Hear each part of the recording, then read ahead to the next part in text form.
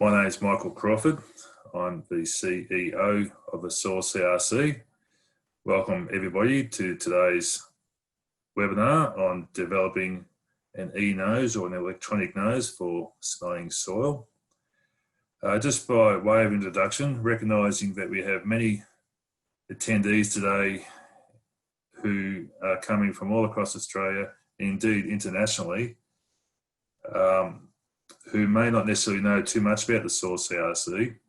Essentially, the Soil Cooperative Research Centre is a collaboration between researchers and industry, undertaking R&D to give farmers the tools and knowledge they need to improve their soil management and ultimately improve their productivity and profitability in a whole range of different ways. We have a number of projects, a range of programs, a number of projects all directed towards this outcome, and today you're hearing from one of them. Soil CRC is a collaboration, as I said, between research and industry. We have funding from the Australian government and from our participants, both cash and in kind. We have 40 participants in total, including 8 universities, 4 state government agencies, a number of industry groups and organisations, and importantly, 20 grower groups or farmer groups from across Australia, ensuring that we have good end user contribution towards the development and implementation and dissemination of our research projects and their findings. In our webinar series, we're having our webinars every 2 weeks or so, just to look ahead to our upcoming webinars. In 2 weeks' time, albeit on a Thursday, not a Tuesday, a Thursday, to allow for our lecturing commitments, Keith Pemberton and Chloe Lay from the University of Southern Queensland will be speaking about enhancing the representation of soil constraints in decision support systems, such as APSIM and other models, how they can better account for a whole range of soil constraints than what they currently do. That's on Thursday, 10th of September. And then 2 weeks later, on Tuesday, the 22nd of September, another presentation from the University of Tasmania from Associate Professor Vaughan Higgins on some of the adoption and social science research, caring for the land, farm care networks and adoptability of soil improvement techniques and practices.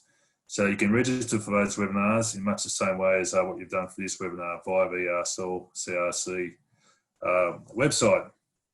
And whilst on the topic of that, also you can follow us on Twitter at Soil CRC, connect with us on LinkedIn at Soil CRC, and subscribe to our YouTube channel to see this webinar and other webinars.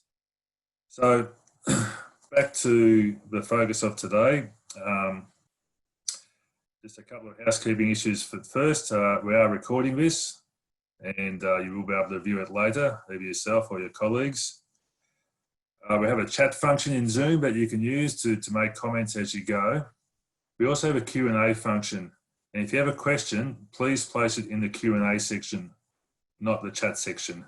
And at the end of the webinar, we'll go through those questions that have been typed into the Q&A section. So that's the housekeeping. Without further ado, let me introduce our speakers, because we've got 2 speakers. Our first is Shane Powell, who's a project leader. Shane is a senior lecturer in microbiology at the Tasmanian Institute of Agriculture at the University of Tasmania. She's worked on soil biology and soil health in an agricultural context, as well as undertaken research in Antarctica. The second speaker is Dr. Robert Hardy. He's a postdoctoral research fellow, again, at the Tasmanian Institute of Agriculture at the University of Tasmania. And Robert contributes to the technical aspects of the project. The topic of the seminar, as you well know, is developing an electronic nose for smelling soil. So I will now introduce Shane. So Shane, if you can come on and share your video, your PowerPoint, there it is. I can see that. Thank you. So I'll hand it across to you, Shane. Excellent. Thank you very much for the introduction, Michael. My name's Shane. I also have Rob here, and today we'd like to tell you about the development of our eNose, who's currently named Emily. We've been working on this project for about a year now, and the aim was to see if it was possible to build a low-cost electronic nose that growers would be able to use to help them understand what is happening in their soil, so that can help them to make more informed decisions about their management practices. And we've done this by engaging with growers to get some ideas about what they want. We've built a prototype that's going through some trials and tests in controlled conditions, and also taking it outside to see literally how it functions in the field. So this has been quite a lot to get through in a year. I'd just like to start by acknowledging all of our partners. So we have quite a diverse team of diverse skills at TIA. So we've got several people here working on the project. But importantly, we also have been working with 4 grower groups, and they've helped us talk to growers to find out what the growers actually want to know about biological activity in their soil. Now, as you can imagine, the growers are interested in a lot of different things, and they've given us a very long list of what they would like to know about understanding soil processes, understanding the diversity of organisms in their soil, and what is happening with the health of their soil. They've also given us a very long list of features that they think would be useful in an eNose. Some of these things we're probably going to be able to incorporate in our device eventually. Some things are going to be difficult to do, and some things are well outside of the scope of this project, but it has been a really worthwhile process for us to talk to people, and we hope that growers also are getting something out of thinking about the possibilities of what they might be able to know about their soil and how they would use that information. So why exactly do we want to know about soil biological activities and soil biological communities? I mean, you know, soil grows our plants and grows our food. Isn't that the end of it? The biological communities are a vital part of the soil ecosystem, and we really do need to think of it as an entire system, not just as, you know, a lump of dirt. So the biological communities do what we call provide ecosystem services, or sometimes these are called life support functions. It includes things like decomposing organic matter, recycling nutrients, making nutrients more available for plants to help plants increase their growth. Yes, they can cause disease, but they also have an important role in suppressing disease. People don't often think about the fact that soil organisms can also help form pores in the soil, so they do affect the physical structure of the soil. They aerate the soil, but they also produce sticky particles, like a glue, if you like, that helps the tiny little microparticles stick together to form aggregates in the soil, as well as things like fungal hyphae causing particles to join together to actually give the soil a proper structure. And a lot of organisms in the soil have a role that we just call plant growth promotion, and they do this in a lot of different ways through interacting with plant roots, producing chemical signals that are very similar to plant hormones and plant immune system signals. So they really are very important, and they're important for us in terms of producing crops because they affect the plants so closely. The problem is that these communities are very complex and they're very, very small, and this makes them extraordinarily difficult to measure, to quantify, to see what they're doing and to understand what is going on. There's half a dozen pictures on the screen at the moment of different kinds of organisms, but we know that in a gram of soil, in a teaspoon of soil, there are thousands of different types of organisms. So we are talking about a very complex system. Now, while all these organisms are going about their everyday life, they're busy growing and metabolizing and producing different compounds. And a lot of soil organisms emit chemicals that are just generally called volatile organic compounds. So they're just gaseous, they evaporate easily. And we can see in this diagram here, somebody has gone through and measured hundreds of different compounds that are in the soil environment. They come from plant roots, from the fungi, from bacteria that are living on the plants and bacteria that are living in the soil. And so there's an awful lot of compounds here. There's 8 right in the very middle that seem to be produced by everything living in the soil. And then there are a lot that are only produced by a few organisms. So it's a big, big mass of chemicals that we can find in the soil. The eNose aims to offer a rapid in situ, so an in-place way of assessing the soil microbial activity by detecting these volatile organic compounds. And here you can see there's a whole range of different kinds of compounds that have been detected in the soil in the past. So we were thinking that perhaps if we could measure these compounds, we could get an overall picture of biological activity and how this relates to the overall status of the soil. And this might provide us with a faster way of assessing what the soil organisms are doing. I like to say it's kind of like smelling coffee. So we can all smell coffee and we know that's what we're detecting. Our nose detects all these different compounds and our brain tells us, that's coffee, it smells good. Or, maybe it smells burnt, it doesn't smell quite so good. But we don't detect and think about every single compound that we're smelling. And that's what the eNose will do. It's going to measure something similar to an aroma fingerprint. So rather than perhaps detecting precisely 5 different compounds or 100 different organisms in the soil, it will give us an overall snapshot of what is going on in the soil.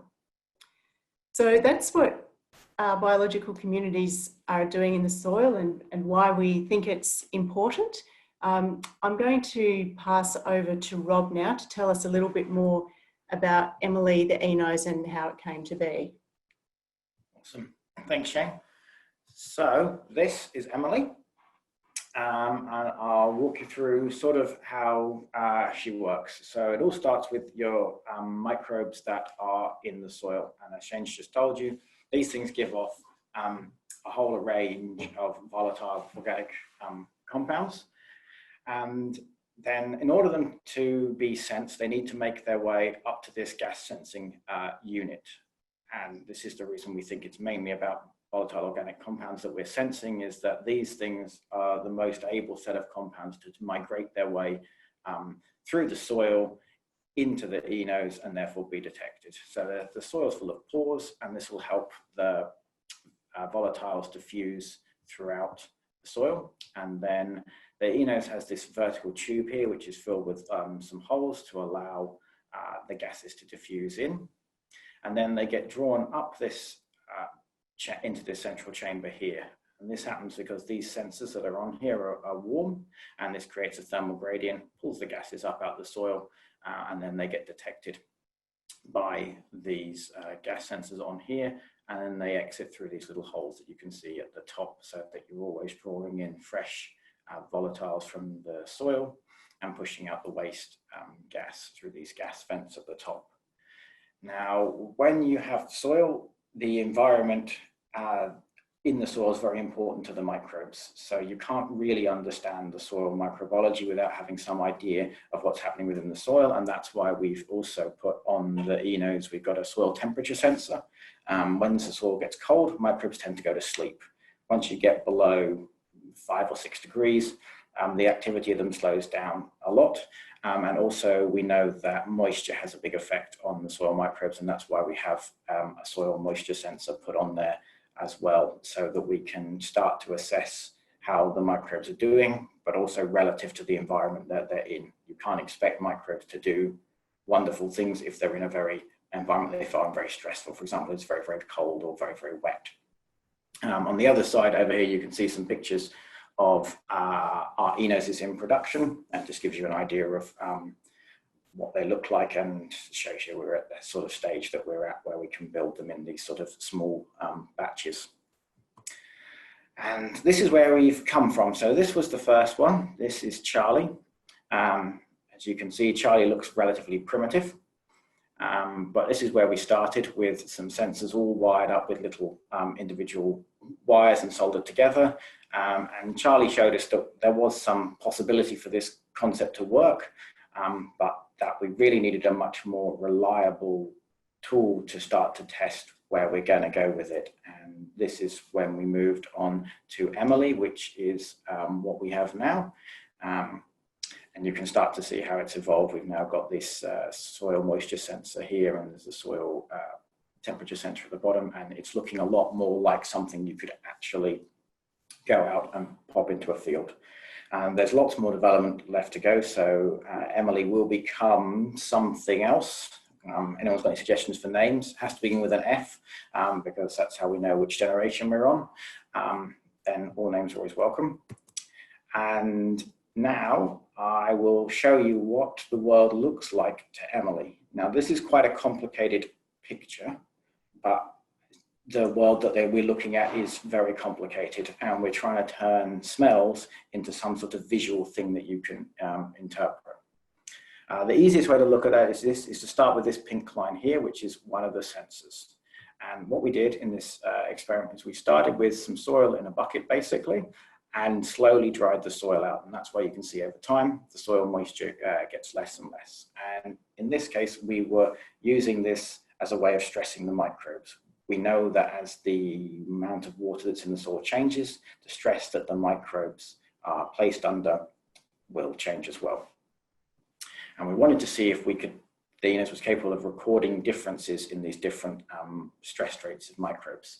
So we started here, there we go, in this part of the pink line here, and you're recording about 400 units of response from this sensor. And then what you'll see is as we go along, and the soil gets drier and drier, generally the response of this sensor drops off. So there's a good correlation between the amount of water in the soil, and by proxy the stress levels that the microbes are seeing, and the response from this sensor.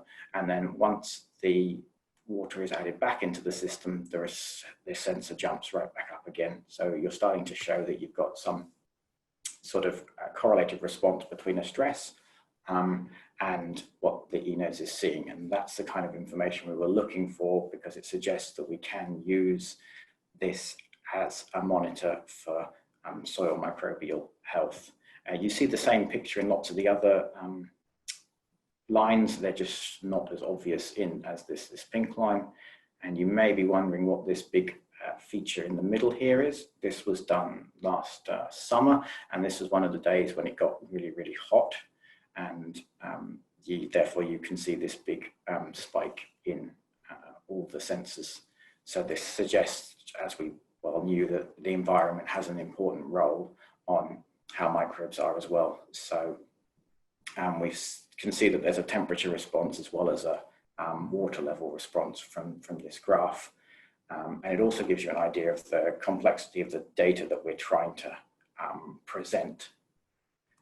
And we now have another trial that's underway that's trying to replicate what you've just seen, but on a larger scale, so that we can really see how similar the eNoses are under similar conditions and how different they are under different conditions. And this is with one of our PhD students, Phil Kay. And we've got a lot more ways of measuring the microbes in this. So we've got the soil moisture and the soil temperature from the eNose, but we've also done lots of GCMS work and some enzyme activity work, so that we can now try to start to correlate the enzyme activities or the fingerprint of the gases that we get from GCMS to what we see in the eNose. And this gives us a better ground truth to really see if we can see a relationship between existing testing methods that we understand and a new eNose that we're developing. However, this still leaves us with a very, very complicated picture, like you saw on the previous slide. So a new idea we've been toying with is to try to analyze it using a neural network. So Emily, you can think of as a nose, and Emily smells the soil, but in order for Emily to be really functional, Emily needs a brain. So we decided we'd try to build her one. And this is called Norman. And Norman works like how people work. So you feed sensor information into Norman, just like you would as a person. And then you tell Norman what that means, and just how people have learned to correlate the smell of coffee with good coffee or bad coffee, or with smells of all sorts of other things as being whatever they are. That's how Norman learns to characterize smells. At the moment, it's only been tested in whether or not it can characterize different soil types. So we had 3 different soils. We had a couple of ferrosols under different conditions, and then a sandy loam. And we had tried to get Norman to see if he could discriminate between these different types of soil. And basically the network performs very, very well. You're able to predict over 99% of the time accurately which type of soil you've got, which gives us some proof of life that this idea could be scaled to work in a more complex environment, which is where we want to go. We don't want to be able to tell you which, if you have a ferrosol or a sandy loam in your field. We want to have some way of giving an indication of overall soil health, but without having to present farmers with a very, very complicated graph that just looks like a bunch of squiggles on a page. And this was our first proof of concept to show that there might be some merit in that. We have a bunch of other analytical techniques that seem to be working as well, but this is one of the ones that we find particularly interesting. Up until now, Emily has only lived inside, so in controlled environment rooms or in the glass house, but now she's going to go outside. So we've started to design a few bits for her to help her go and live out in a farmer's field. So she's now got some solar panels. You can't quite see it in that picture, but there's a battery, there's a solar charge controller, that's the thing in the green box. And now we've got this little rain hat, which is the thing that I'm holding, so that when she's sitting in the field, the electronic circuit boards don't get wet, but the gases can still come out through those gas holes and then diffuse out through these little vents that are in the bottom of Emily. And hopefully when it warms up a little bit in Tassie, we'll be able to go and put her out in a paddock somewhere and see what she does. At the moment, because it's very cold, it doesn't work very well. Emily doesn't like the cold and needs to be kept warm, and we don't have enough sun to power her off of the solar at the moment. But as we come into summer, and for most of the rest of Australia, we don't think this will be a problem. And we'll go and put her outside and see how she does. And I'm going to pass you back over to Shane to finish off. Sure. So that's where we're up to with our sort of proof of concept project. And we're now starting to think about what we want to do with the next stage of the project. We have an eNose that can categorise different soils. It can detect changes in soil that we think are related to stress that the biological communities are experiencing. Sorry, that was nearly a fire alarm. If you see us run out of the room, it's because a fire alarm's about to go off. So we would really like to interact going forward with lots of different people in the CRC. Growers, we're always interested in hearing your thoughts. We have some particular growers groups that we've been working with, but we're always interested in hearing from other people. We want to collaborate with other research organisations as we move forward to test our ideas out in many different ways, you know, please contact us if you think this is something that you're interested in. Our contact information is there, or of course you can find us through the Soil CRC website as well. So thank you very much. I believe we're now going into our Q&A session, so I will stop sharing my screen, and both Rob and I are here to answer questions. Very good, Shane. So you can hear me okay? Yes, I can, thank you. Right. So attendees, we have the Q&A box, which you can access down the bottom of your screen. There's already a number of questions lined up in there. So go ahead and type your questions in there. Or if you believe the question's already answered, you can upvote it or give it a thumbs up. And in that way, the one with the most votes goes to the top of the list to be answered, to be asked first. So I'll read the questions out, and Shane and Rob can work out they answer them. So the first one is from Nancy Boland. Welcome, a great presentation. What is the range in the soil moisture content in your experiment? Does it range from field capacity to permanent stress point? It ranges from total saturation to well beyond permanent wilt.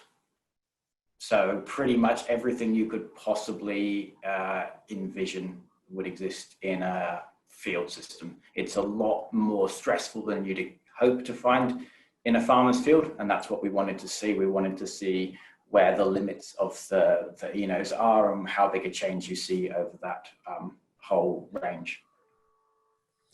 Okay, thanks, Rob. The next one from Kathy Dawson.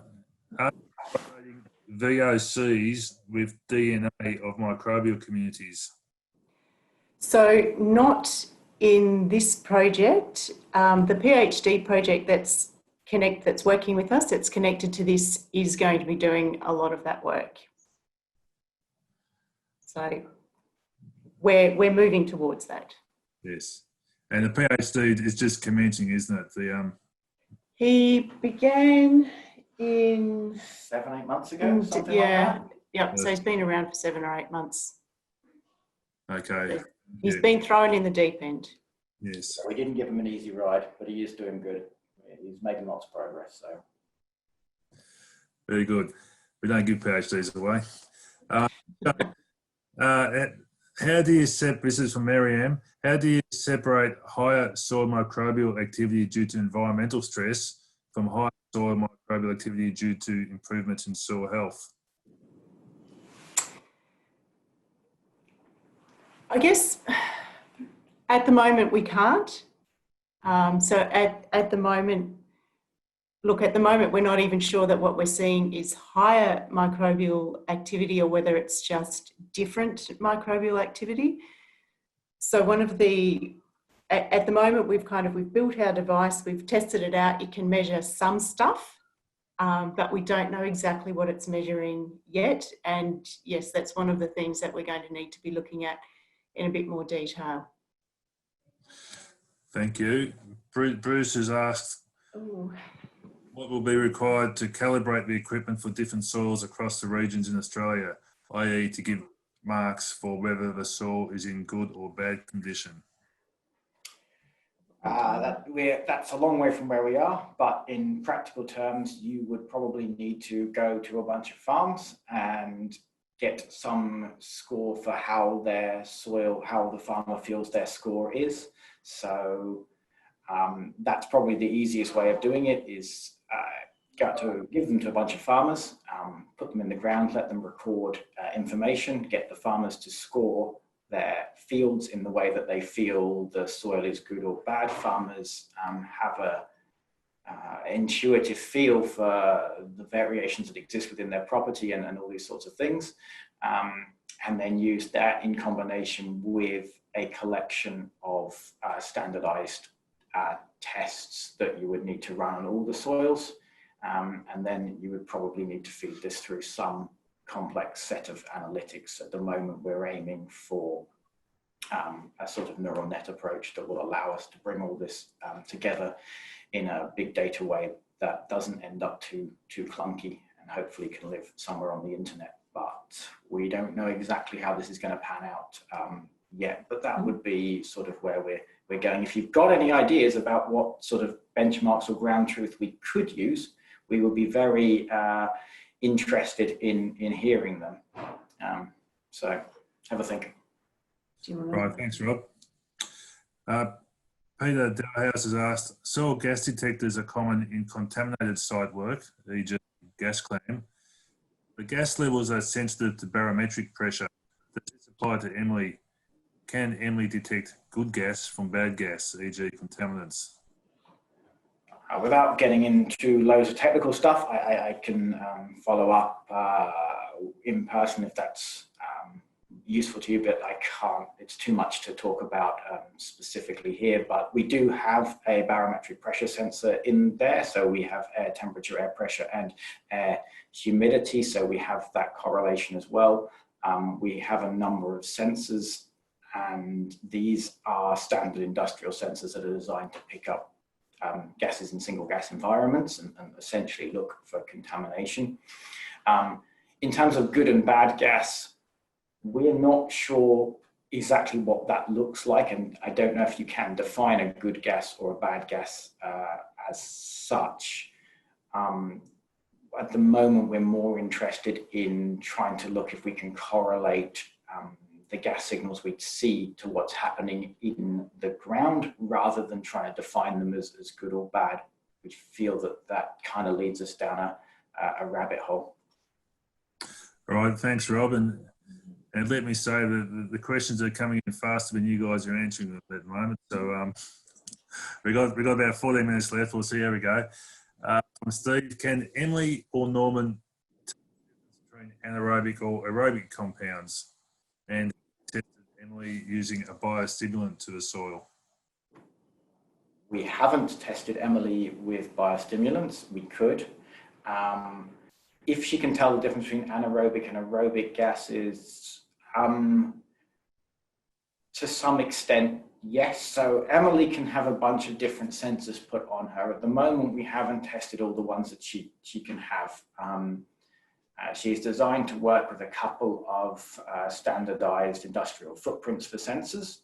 And so there's probably about 25 to 30 different sensors which could be placed on her, and she can have up to 7 of those. So exactly what she's capable of will be dependent on which sensors you pick. But if you're particularly interested in, say, carbon dioxide levels, which to some extent would indicate aerobic or anaerobic activity, then yes, carbon dioxide is one very easy thing to measure. It has an IR active band, and that allows you to analyze it using non-dispersive infrared, which makes it pretty unique compared to most of your other chemicals you've got, which are essentially burnt catalytically on the sensor surfaces. Thanks, Rob. I love how you've given Emily a real persona and referring to her as a she and what she is capable of. Lucas has asked a question. It's probably a question / more of a suggestion, and been supported a couple of times. Yeah, any immediate plans to assess CRC field sites where across other projects in the CRC we have being made? I think there could be some opportunities here. Yes, there are lots of great opportunities there, and that is a, that is an approach that we're wanting to take, is to work with CRC, and TIA itself also has a lot of field sites where these sorts of things are going on. So within the CRC, there's going to be a lot of scope to do that sort of work, yeah. Thank you. Richard has asked, that grower feedback suggested that they were interested in better understanding of soils rather than having a tool for soil management decision making. Did that surprise you? I think we went into this with fairly open minds as to what growers were going to tell us, and perhaps that's just how I've presented it today. I think the reason they want to have better understanding is so that they can make better decisions. At least that's some of the conversations that we had. But in general, no, growers are just really curious about what's going on in their land, and I don't think that's very surprising. I think for all growers that are trying to do the best they can, they're just really interested in knowing what's going on that you can't see, because you can't see what's going on in the soil. Okay, good. For Michael, have you tried testing compost, bacterial dominant to fungal dominant, part of your baseline and or AI training? Not yet. No, there's a lot of things we haven't tried yet, but yes, looking at setting up a situation where we actually know a little bit about the dominant communities would possibly be useful. Okay, so that's a good suggestion there. Melly Reza, thanks for your beautiful work. SPM. The best way to verify results is coupling of SPME techniques with GCMC. MS, eNose is not selective and environmental conditions can affect it significantly. I'm thinking about suggestions for improving these experiments, which I can write them down here. I think Melly Reza goes on to make a few other comments elsewhere, but you might follow up directly with Ali Reza, because it's more comments and suggestions rather than a question here. Yeah, we are, just for people's interest, we are currently doing SPME as a way of extracting gases, and that's part of Phil Kay and his PhD. So some work's gone into looking at developing a method for that, the type of fibre blend that we use, and all those sorts of parameters that are important for those types of things. And because they do tend to be affected by environmental conditions, that's why we have things on board like the air temperature, air pressure and air humidity sensors to help us deconvolute sensor response in terms of gas contribution rather than the contribution from variations in air pressure or humidity or environment or pressure. Okay, thank you.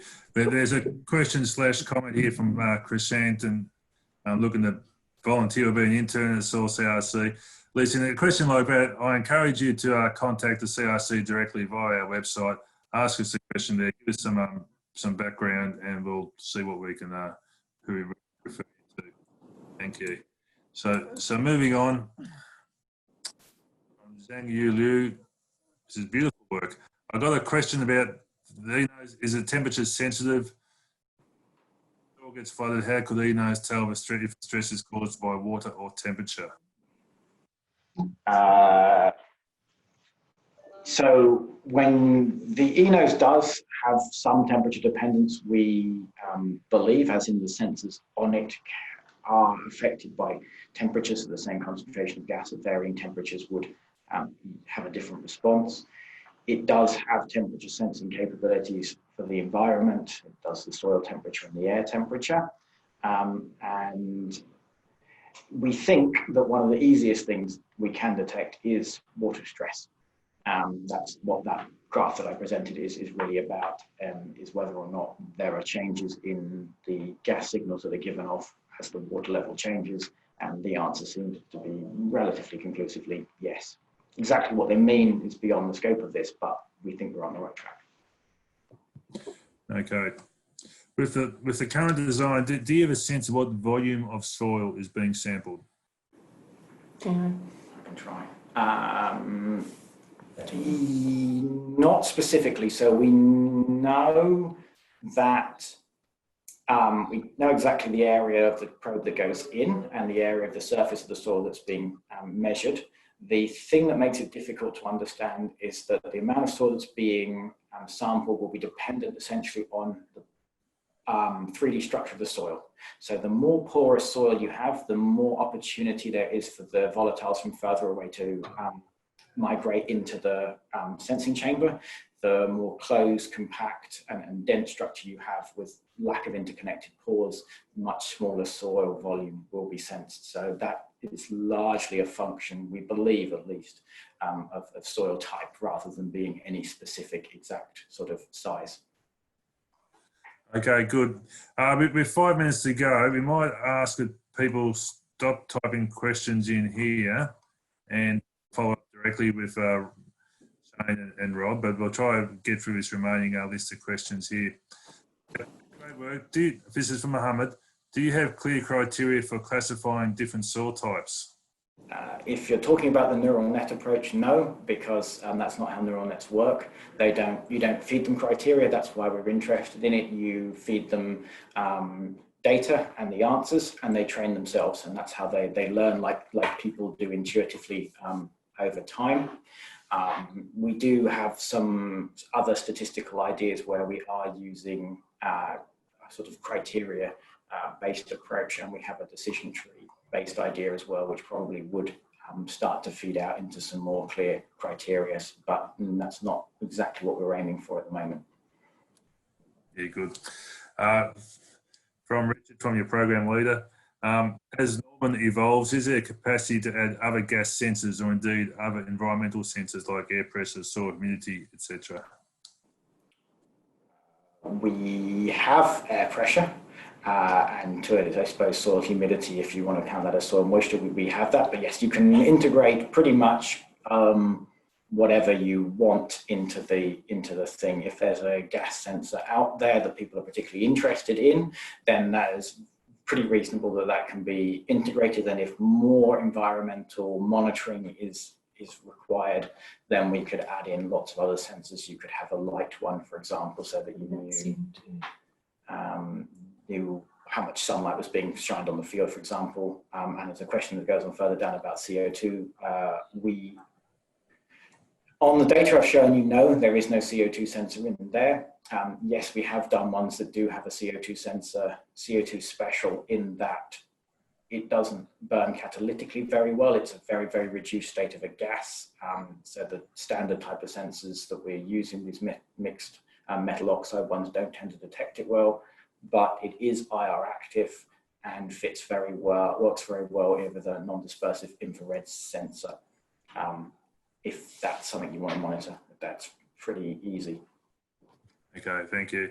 From Chris, should not increased biological activity be reflected in increased nutrient cycling and hence increased nitrate, nitrogen? Yes, increased biological activity would be reflected in increased, most likely would result in increased nitrogen cycling. Exactly which forms of nitrogen would increase depends on what organisms are present, what the soil conditions are. So, you know, where in this nitrogen cycle you get up to. But yes, that is one other aspect that would be interesting to look at. Thanks, Shane. From Chris, do you think remote sensing and GIS data merging with eNose would help have better results? I'm not sure about better.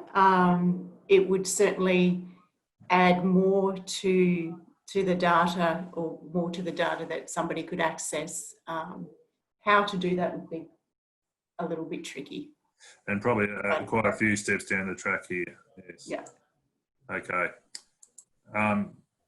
Does Emily feedback real-time data, or does it need to be uploaded in 48 hours, etc.? It's real time. Yeah, it's both. Your colleague Marcus has already jumped in with an answer there. Oh, has he? Okay. Real time, it's sampling many times a second as you got the data that's been recorded on an SD card. Why can I? Okay. Sorry, I didn't have the answers up in front of me. Oh, it's under the collapse, yeah. Yeah. Okay. Has there been... Right, so moving on then. Matthew has asked, has there been any work similar to Emily done overseas that you're building upon? eNoses aren't new, so yes, there is other work using eNoses from different places. So yes, there is, but not exactly what we're trying to do, I guess is the answer. Yes, okay. And we're seeing other applications of the tech in pretty diverse areas, from detecting diseases in beehives through to what's happening in wine and allergy studies. Yeah. A whole range of food situations, but yeah, and doing it in soil, we're trying something different here. And I think then the last one is from Sandeep, what type of source moisture sensor are you using? And Emily, and Marcus has already responded, being a very basic capacitance FDR probe. Yeah, that's it. That is what it is. Rob's happy with that answer. Thanks, Marcus. Okay, good. Listen, thanks everybody for your interest in asking some questions, and often the type of questions actually help to yeah, give some further direction to people like Shane and Rob about where to go to in their future research. This project is part of a broader projects in program 2 of the soil. Program 2 is around soil performance metrics, what to measure, how to measure it, and what to do with all the data. And there's quite a bit of work being done around sensor development, sensor technology development in a range of different ways, and how we can provide farmers and advisors ultimately with a range of alternatives to measuring the performance of their soils and helping in decision making one way or the other. We have, as a CRC, we have funding for 10 years. This allows us to be a bit more aspirational, look a bit over the horizon in the work that we're doing. And this is an example of that type of project.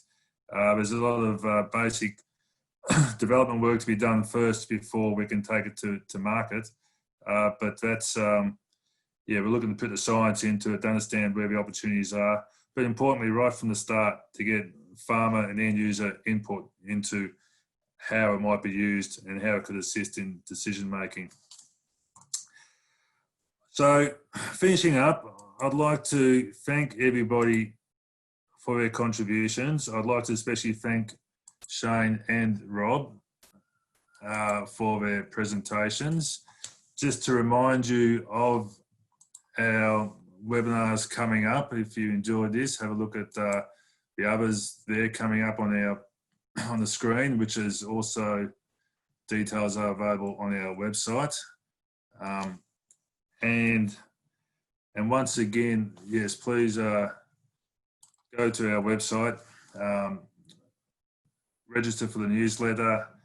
At the end of start of October, we'll be releasing the next program, the next 2 months worth of webinar titles, so you can look ahead of what's happening there. Follow us on Twitter, connect with us on LinkedIn, and subscribe to our YouTube channel. Hey, thanks a lot, everybody, for tuning in. I hope you got something out of it, and we look forward to engaging with you again in the future. Thank you.